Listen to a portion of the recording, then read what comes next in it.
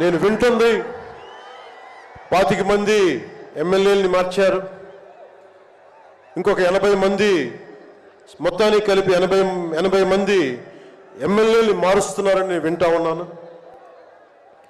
మార్చాల్సింది ఎమ్మెల్యేలు కాదు, ఈ రాష్ట్ర ముఖ్యమంత్రి జగన్.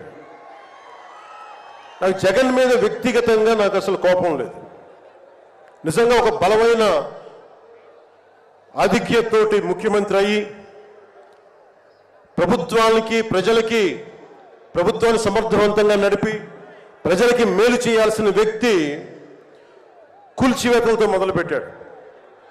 ప్రత్యర్థుల్ని ఇబ్బంది పెట్టే విధంగా ప్రతి ఒక్కరిని ఎదురు తిరిగితే ఏంటని ప్రశ్నిస్తే వారిని కేసులు బనాయించి ఇబ్బంది పెట్టే పరిస్థితుల్లో ఈ ముఖ్యమంత్రి ఉంటే నేను ఇలాంటి ప్రభుత్వం ఉంటుందని నేను ఊహించలేదు.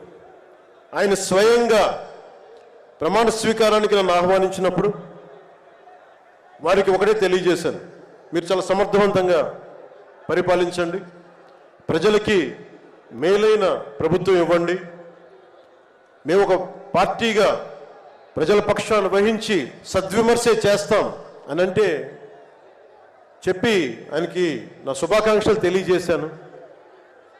కానీ దురదృష్టవశాత్తు ఈ వ్యక్తికి కక్ష సాధింపు వ్యక్తి, ఎవరు ఒక మాట అనకూడదు, ప్రజాస్వామ్యం అనే ఒక పదానికి విలువ తెలియదు, ఏదైనా మాట్లాడితే దాడులు చేయించడం,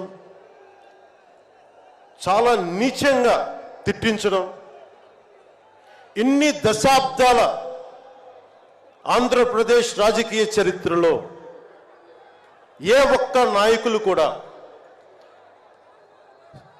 వైఎస్ రాజశేఖర రెడ్డి గారితో కలిపి కూడా ఏ ఒక్కరు కూడా ఇంటిలో బయటికి రాని ఆడపడుచుల్ని తల్లుల్ని ఒక్క మాట లేదు. ఎవరు కూడా నాయకుల్ని తిట్టారు, విమర్శలు చేశారు, దిగజారుడిగా మాట్లాడి ఉండొచ్చేమో, కానీ ఇంటిలో బయటికి రాని ఆడపడుచుల్ని ఇంటి పట్టునే ఉండి బయటికి రాని తల్లుల్ని చాలా నీచంగా విమర్శించే ఈ సంస్కృతి జగన్ నాయకత్వంలో ఈ వైసీపీ ప్రారంభించింది.